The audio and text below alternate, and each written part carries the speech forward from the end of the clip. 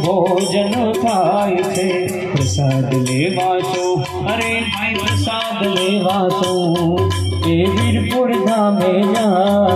એ ખરા ધામે જા એને સેવા હારે લાગી લગની કર્યા સુંદર કામ એને હરિની હારે લાગી લગની કર્યા સુંદર કામ નાચે દીકરા અરે ભાઈ લોહાણા નાચે દીકરા એનું કલ્યાણ જોગીના એનું જલારામ છે ના એને સેવા હારે લાગે